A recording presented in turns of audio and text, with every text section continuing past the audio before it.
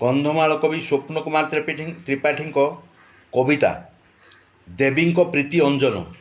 ଜୀବନ ଯାତ୍ରାର ମହାନ ସନ୍ତକ ଧରିତ୍ରୀ ମାତୃ ଉତ୍ସବ।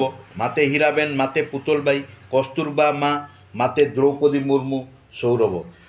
ବିତା ସମୟର କେଇ ମାତୃତ୍ୱଙ୍କୁ ସ୍ମୃତିରେ ଉପଚାରଣ। ଗ୍ରନ୍ଥ ଚିରିଯାଏ ପୁରୁଣା ହୋଇଲେ ଆତ୍ମାରେ ନିଛନ୍ଦନ। କଷ୍ଟ ପ୍ରଯତ୍ନ ଜନ୍ମ ବାହିଛନ୍ତି ଦେବିକା ମାତୃତ୍ୱ ଗଣ। ସୁଷ୍ଟ ଧନମଣି କକ୍ଷରେ ବାହିଲେ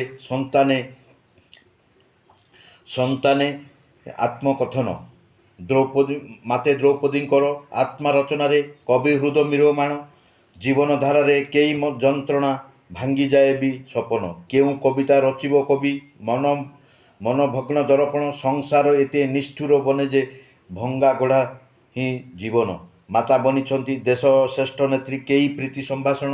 ଅମ୍ଳାନ ପ୍ରତିଭା ଭୂଷଣମୟୀ କୋମଳମୟୀ ହୃଦମନ। ମାତୃ ରଚନାରେ କବି ନଇଁଯାଏ ନିତ୍ୟ ତନୁ ବକ୍ରଧାର। ରଚନା ଭୂଷଣ ପ୍ରତିମା ସତ୍ୱରେ ସଙ୍ଗୀତ ବି ବନେ ଭାର। ଜନନୀ ଧାରାଙ୍କ କବିତା ରଚନା ଚକ୍ଷୁରେ ସୁକୋମଳ। କେଇ ପଦ୍ମଭାର ବନିଲେ ମାତାଏ କବି ହୃଦ ଉଦ୍ବେଳ। ପ୍ରଭୁଙ୍କର ସୃଷ୍ଟିଚାରକୁ କବି ହୃଦ ଅଭିଭୂତ।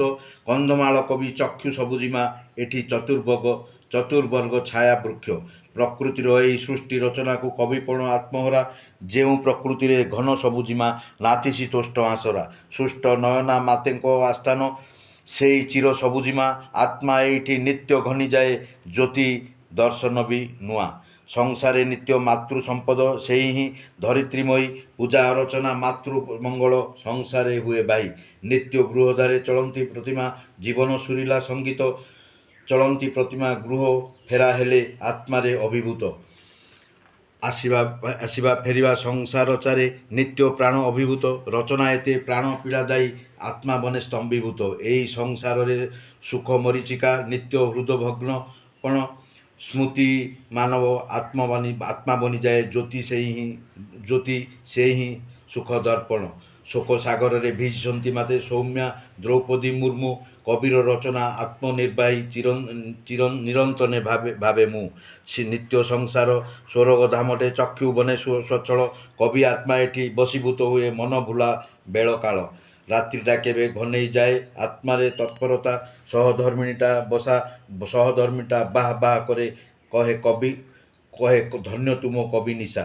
ଦେହ ଖରାପ ଯଦି ହୋଇଯିବ ସେବାରେ କେ ବାହିବ ଧନ। ଧୀରେ କହେ ମୁଁ ଆଉ କେ ଅଛି ଆତ୍ମା ସ୍ୱାମୀ ସ୍ତ୍ରୀ ନିଛନ୍ଦନ। ପୁତ୍ର ନାହିଁ ଭାଗ୍ୟ ଦରଶନ। ଦୁଇ ଝିଅ ବିଭା ହେଲେ କରୁଣା ଓ ଆପଣା ସଂସାରେ ବାନ୍ଧି ରହିଛନ୍ତି ଆସିବେ ବି ଡାକିଲେ। ଧନ୍ୟବାଦ।